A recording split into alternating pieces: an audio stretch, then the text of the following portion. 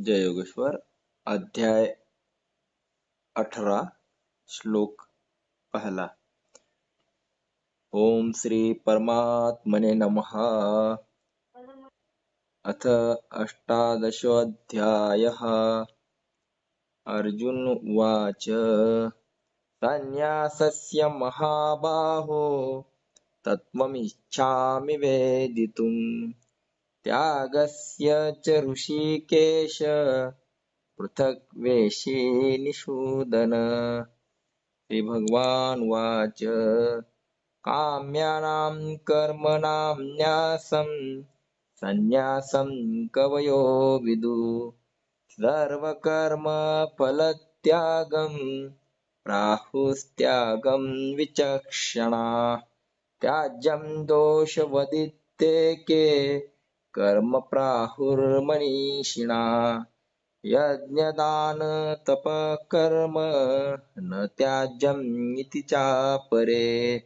निश्चयं शृणु मे तत्र त्यागे भरतसत्तम।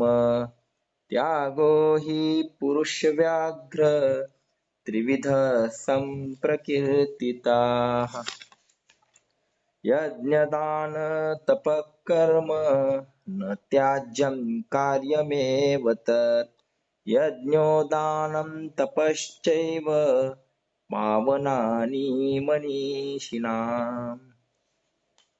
जो हम 3-4 दिन से एक विषय ले रहे हैं उसको आज आगे का विषय लेकर पूरा करेंगे।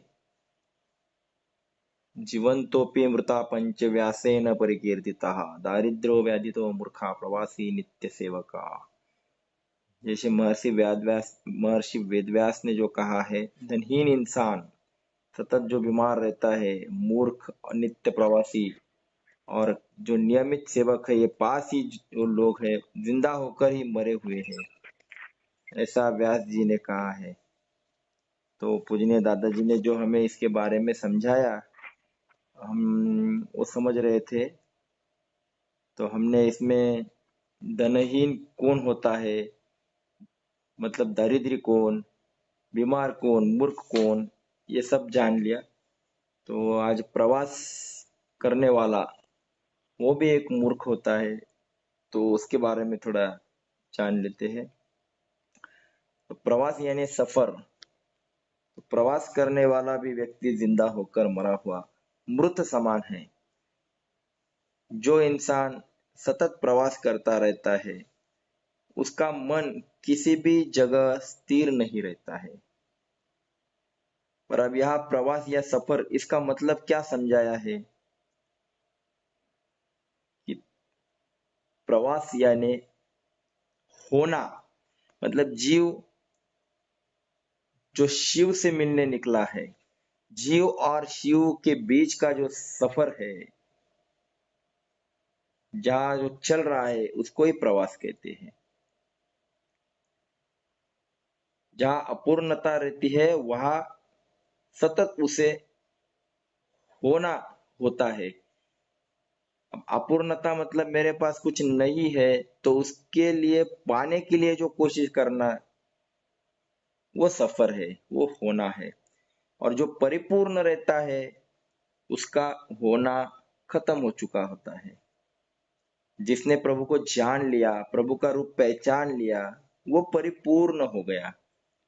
और उसका होना यानी उसका सफर, उसका प्रवास खत्म हो गया। संत तुकाराम महाराज कहते हैं, तुझा आहे तुझ पाशी परी तू जागा चुकलाशी। मतलब सुख तेरे पास ही था और तू कहाँ ढूंढ रहा था? बाहर ढूंढ रहा था। प्रकृतिम पार प्रभु उर्वासी, मतलब जो प्रभु है वो प्रकृति से परे भी है और तेरे भीतर, तेरे उर में, हृदय में भी है। सभी प्रकार के सुख खुशियां तेरे भीतर है, तेरे ही पास है, और तू उसे बाहर ढूंढ रहा है।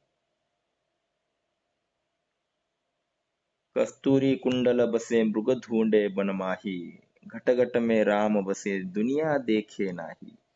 कस्तूरी मृग के पास होती है और वो वन में फिरता है, मारा मारा मारा। उसी प्रकार सुख और खुशियां हमारे भीतर है, आनंद का स्रोत हमारे भीतर है, और हम फिरते घूमते हैं बाहर, इसलिए वो मिलता ही नहीं। जीवन में इंसान एक एक सुख का गुब्बारा फुलाता जाता है। जब बचपन में थे तब क्रिकेट खेलने का गुब्बारा फुलाते थे, और थोड़े दिन में उस गुब्बारे में से हवा चली गई। अब कोई इंटरेस्ट नहीं लगा, हो गया धीरे धीरे उसका इंटरेस्ट खत्म होते गया, और बड़ा होते गया। फिर वो कोई बिजनेस डाल देता है। अब जैसे ही बिजनेस में आता है वो बिजनेस का गुब्बारा फुलाने लगता है। अब शुरुआती के दिनों में बहुत उत्साह रहता है, बहुत चिकाटी से धंधा करता है, और जैसे जैसे बाद में बच्चे धंधा संभालने लगते हैं, उसके गुब्बारे की हवा निकलना शुरू हो जाता है, कम होना शुरू हो जाता है। अब शुरुआत में जो पति पत्नी है, वो दोनों को एक दूसरे के भीतर बहुत आनंद और सुख दिखाई देता है। और जैसे ही दिन गुजर जाते हैं, उम्र बढ़ने लगती है, उसके गुब्बारे की हवा कम होती जाती है। विवाह प्रसंग, शादी के समय पर आमरण साथ रहने की जो शपथ ली होती है, इस कारण वो साथ में रहते हैं, ये बात अलग है। पर उसमें से हवा चली गई होती है। शुरुआती में इंसान को पैसा कमाने के लिए बहुत जोश रहता है, बहुत सारे गुब्बारे फुलाता रहता है, पर थोड़े साल में उसकी हवा उसमें की निकल जाती है, उसका उत्साह कम हो जाता है। लक्ष्मी पूजन के दिन जो हम अपने व्यवहार की जो बुक्स को पूजन करते हैं, वही पूजन कहते हैं।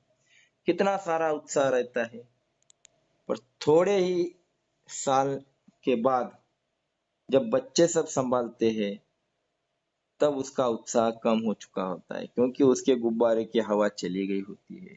और उसके बाद वो लक्ष्मी पूजन करता है, नहीं ऐसा नहीं, पर पहले जितना इंटरेस्ट था, रस था, उतना नहीं रहता।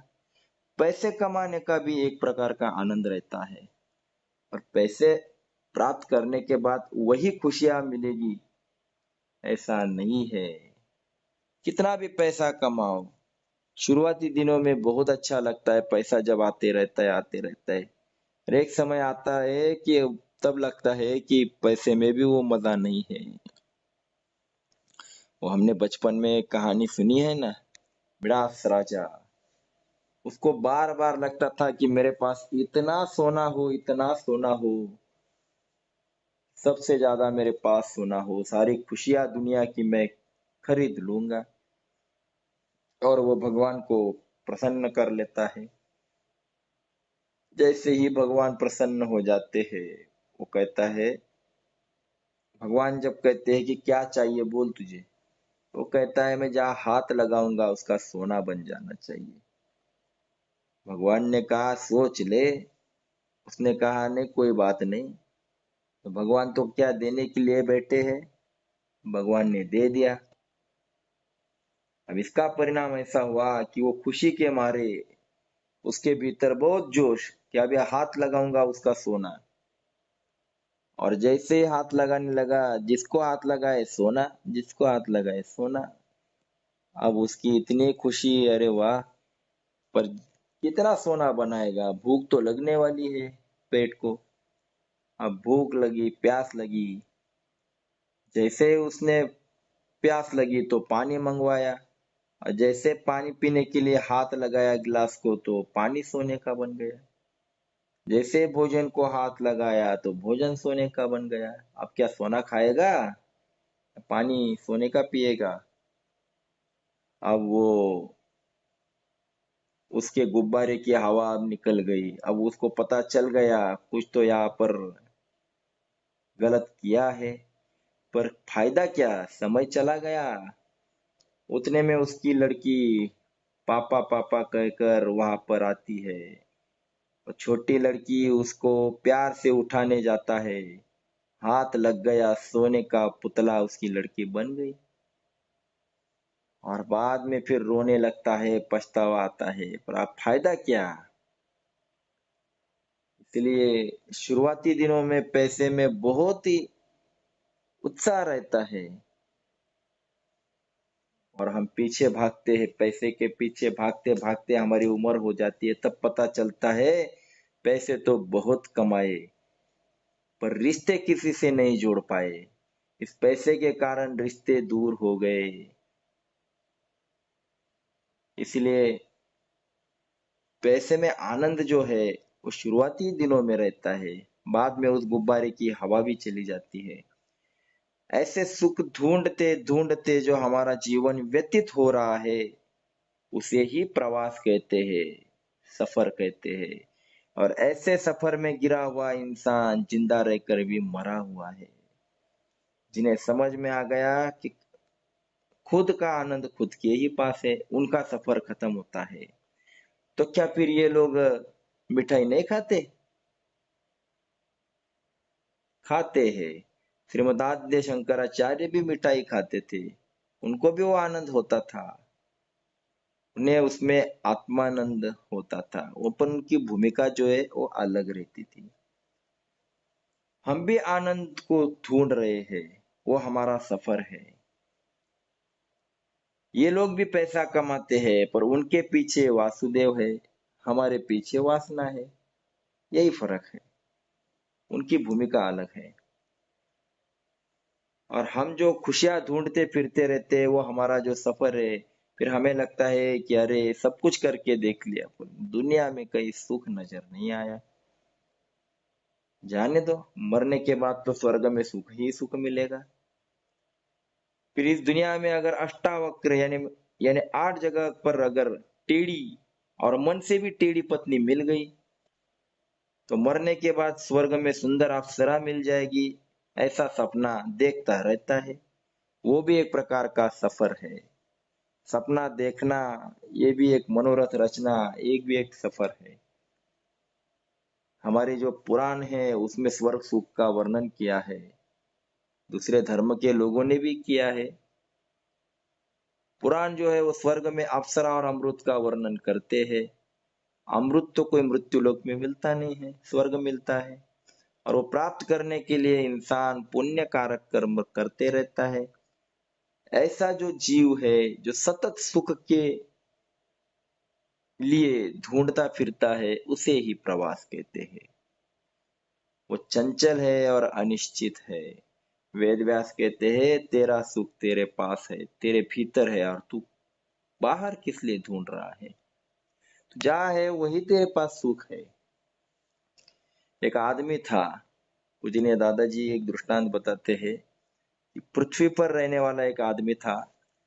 वो जब भी आकाश की तरफ देखता था उसे लगता था चांद तारों के वहां जाऊंगा तो बहुत सुख मिल जाएगा। बाहर सभी जगह सुख है उसे ऐसा लगता था। जहां पर रहता था वो पृथ्वी के ऊपर, वहां पर उसको सुख समझ में नहीं आ रहा था। तो उसे लगा चलो हम समुन्दर के पास जाते हैं, वहां पर कुछ मिल जाएगा, क्योंकि समुन्दर इतना विशाल और इतना गहरा है। वो समुन्दर के पास गया, और जब समुन्दर के पास गया तो उसको प्यास लगी। तो उसने पानी पीने की कोशिश की तो पानी जो था वो खारा पानी पी नहीं पाया, तो उसने सब थूक दिया। उसने कहा अरे ये क्या है, मैं तो समझा था यहाँ तो बहुत कुछ होगा, पर यहाँ तो पीने के लिए पानी तक नहीं है। उसे वहां सुख नहीं लगा। फिर वो पर्वत के पास, पहाड़ी के ऊपर चला गया। थका हुआ जब वो ऊपर गया तब उसको वहां पर भी खाने पीने के लिए कुछ नहीं मिला, और उसको जो अपेक्षा थी कि यहाँ पर सुख मिल जाएगा, तो उसे लगा वहां से आकाश तक पहुंचूंगा। पर जैसे जैसे ऊपर ऊपर जाता गया वैसे वैसे आकाश भी उसको समझ में आने लगा कि ये तो बहुत ऊपर है। पर अभी जितना ऊपर आया हूँ उस पहाड़ी पर भी कुछ तो नहीं मिल रहा है। और जब उसने ऊपर से देखा नीचे तो जहाँ रहता है वो पृथ्वी की जगह दिखाई दी। तो वहां तो कितने सारे पेड़, कितनी हरियाली, कितना सारा पानी पीने के लायक, खाने के लिए चीजें, रहने के लिए अच्छी जगह, वो सब उसने देखा। तो फिर वो फिर अपनी पृथ्वी की जगह पर आ गया और उसने कहा कि मैं सब जगह घूम कर आया, अब पता चला कि सुख तो मेरे ही पास था, इसी जगह पर था। तो यही होता है कि हम सब जगह ढूंढते हैं, पर बाद में पता चलता है कि अरे, ये सारी खुशियां और आनंद तो हमारे भीतर ही है।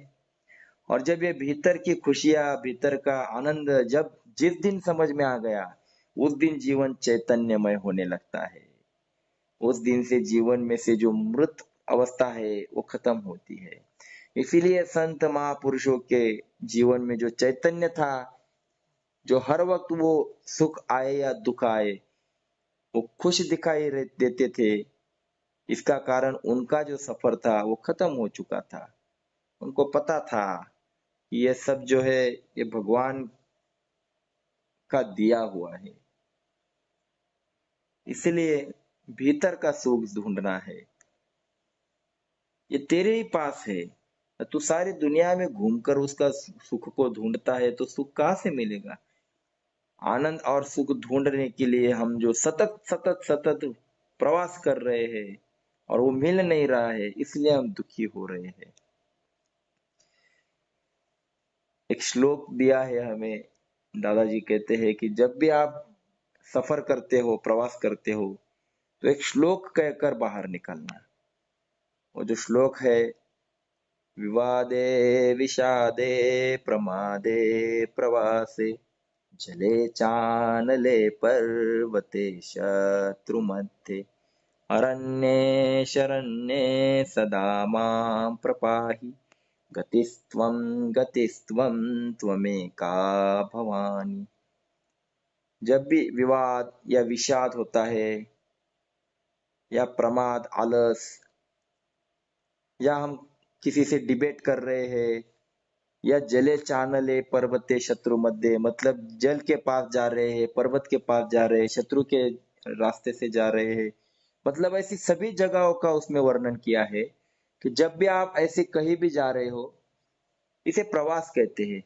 तो भगवान से पहले संरक्षण मांग लेना कि भगवान ऐसी परिस्थितियों में, ऐसी विकट परिस्थितियों में तू मुझे संभाल लेना, क्योंकि गतिस्त्वम त्वमेका भवानी, मेरी गति तो तू ही है, मुझे तो तेरे ही पास आना है, तो मुझे तू संभाल ले। बहुत सारी समस्याएं और बहुत सारे प्रलोभन या बहुत सारी चीजें हमारे जीवन में आने वाली है, ऐसी परिस्थिति में हमें भगवान तू संभाल ले। ये प्रवास करते समय कहने का श्लोक है। पर लोग समझते हैं कि घर से बाहर गाड़ी पर बैठेंगे या गाड़ी में बैठेंगे उसके लिए ये श्लोक है। ऐसा नहीं है। दीदी जी ने कहा है कि तू जो जीवन जी रहा है, भगवान के पास जाता है, भगवान का लाडला होने के लिए जो कोशिश कर रहा है, ये भी एक सफर है। इसलिए तू रोज इस श्लोक को बोलता जा, क्योंकि ये जो श्लोक है ये सभी जगह तेरा संरक्षण करने के लिए है। इसलिए ये सफर का मतलब केवल हम एक स्थूल अर्थ लेते हैं कि गाड़ी में बैठेंगे तो कुछ दिक्कत ना आए, इसलिए श्लोक लेना है, वहां पर लेना है कोई बात नहीं, पर रोज जो हमारा चल रहा है उसे भी सफर कहते हैं। और ये सफर जिसका खत्म हो गया, जिसको भीतर का सुख और भीतर का भगवान समझ में आ गया, उसका सफर रुक गया। इसलिए संतों का, महापुरुषों का सफर रुक गया है और वो चैतन्यमय जीवन जीने वाले दिखते हैं। और यहाँ पर करोड़ों रुपए कमाकर भी लोग दुखी दिख रहे हैं, क्योंकि उनका प्रवास, नित्य प्रवास चालू है। और यही नित्य प्रवास करने वाला भ्रम में जी रहा है, इसलिए उसका जीवन जो है मृत समान है। और आखिरी में जो कहा है नित्य सेवक, यानी जो आखिरी तक दास्य वृत्ति से रहता है, वो मृत प्राय है, मृत समान है। इंसान वासनाओं का, वित्त का दास है। कुछ लोग देखो लक्ष्मीदास रहते हैं, जो वैश्य है वो खुद के नाम के आगे दास लगाते हैं, और क्षत्रिय जो है खुद के आगे दास नहीं लगाते, वो सिंह शब्द लगाते हैं। पर नाम लगाने से क्या होता है, वो भी लक्ष्मी के दास ही हुए हैं। उनसे तो ये ठीक है जो सत्य कहते हैं कि हम दास है। भारतीय संस्कृति और वैदिक तत्व ज्ञान वासनाओं की गुलामी अमान्य करता है, वैसे भगवान की भी गुलामी अमान्य करता है। वैदिक तत्व ज्ञान ही एक ऐसा है जो कहता है मैं वासनाओं का गुलाम तो नहीं बनूंगा, पर वासुदेव का भी गुलाम नहीं बनूंगा। वैदिक तत्व ज्ञान में वात्सल्य और सख्य मधुरा भक्ति, ऐसी भक्ति की उत्तर उत्तर जो चढ़ती हुई श्रेणी है वो समझाई है। पितेव पुत्रस्य सखेव सख्यु प्रिय प्रिय राशि देव सोढ़ुम। वैदिक तत्व ज्ञान और वैदिक भक्ति चैतन्यमय है, उसे गुलामी मान्य नहीं है। इंसान गुलाम हो गया कि समझो उसका आत्मा गुदमरने लगा। नौकरी और जो गुलामी है उसमें निश्चितता और सुरक्षितता रहती है, पर उसके भीतर इंसान का मन भी मरता है। जो नौकरी करने वाला है उसको पेमेंट सही मिलता है, पर कितनी सेवा करनी पड़ती है, कब बॉस क्या काम बताएगा और क्या नहीं, उसके आगे आगे कितना करना पड़ता है, सबको ये पता है। शुरुआती में जो है दास्य भक्ति रहती है, पर वो छोड़ते वक्त आगे वात्सल्य की तरफ जाना रहता है, और दास्य वृत्ति जो है वो उन्नत करनी रहती है। नौकर जो है वो शेठ जी के पैर दबाता है, और लड़का भी बाप का पैर दबाता है। दोनों में दास्य है, पर बाप का पैर दबाने में जो माधुर्य है उसमें गुलामी नहीं है। उसी प्रकार भगवान के पास भी गुलामी वृत्ति से नहीं जाना चाहिए। आज इंसान व्यवहार में, भक्ति में और अध्यात्म में भी गुलाम बन गया है, और ये गुलामी जो वृत्ति है वो निकल जानी चाहिए, ऐसा वेद व्यास जी कहते हैं। और जब तक ये गुलामी वृत्ति नहीं निकलती है तो ऐसा व्यक्ति भी मृत समान पहचाना गया है। इसलिए उपनिषद भी कहता है कि आप ईश शक्ति को पहचानोगे, समझोगे और उसके ऊपर श्रद्धा रखकर जीवन जियोगे तो आपका व्यवहार, आपकी भक्ति और आपका अध्यात्म चैतन्यमय हो जाएगा। ये श्रुति की खुमारी ही अलग है। इसलिए ये जो 5 प्रकार के जो मृत समान लोग बताए हैं, तो ऐसा मृत समान जीवन हमें नहीं जीना है। जीवन में चैतन्य चाहिए, खुमारी चाहिए, अस्मिता चाहिए। तो इसके लिए क्या करना पड़ेगा? तो चैतन्यमय जीवन जीने के लिए स्वाध्याय करना पड़ेगा, और स्वाध्याय के सिवा दूसरा रास्ता ही नहीं है। जो भी स्वाध्याय करता है उसका चेहरा देखो, अमृत पिए समान लगता है। काजू बादाम जैसा खाने के बाद जो एनर्जी लगती है वैसी एनर्जी आती है, इतनी शक्ति विचारों में है। इसलिए स्वाध्याय का अमृत रस हमें रोज प्राशन करना है, और ये अगर करेंगे और करते रहेंगे जीवन भर तो ये जो सफर है ये चैतन्यमय हो जाएगा, और रोज का उत्साह टिका रहेगा। किसी भी संत महापुरुष का उत्साह आखिर तक आपको कम होता दिखाई नहीं दिया है।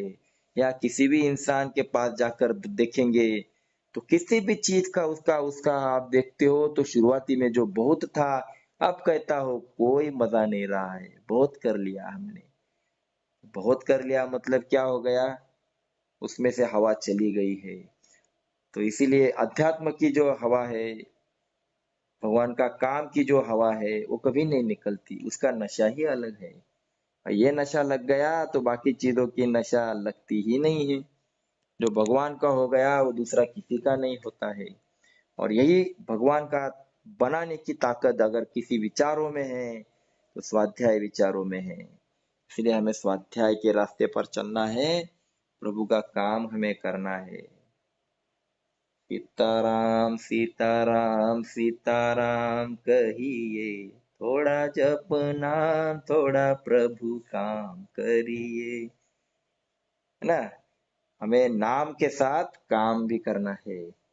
तो आज हम यही रुक जाते हैं। गोविंदाष्टकम का 9वां और आखिरी मंत्र है वो लेते हैं। तो आज गोविंदाष्टकम भी श्लोक जो है वो समाप्त हो रहे हैं। गोविंदाष्टक में तद्धिदीते गोविंदार्पित चेतायो गोविंदाच्युत माधव विष्णु गोकुल नायक कृष्णेति गोविन्दाग्रिसरोजध्यान सुधा जलधौत समस्ताघो गोविन्दं परमानन्दामृतमन्तस्थं ससमभ्येति। इति श्रीमच्छंकराचार्य विरचितं श्रीगोविन्दाष्टकं संपूर्णम्। कल मिलते हैं इसी समय। जय योगेश्वर।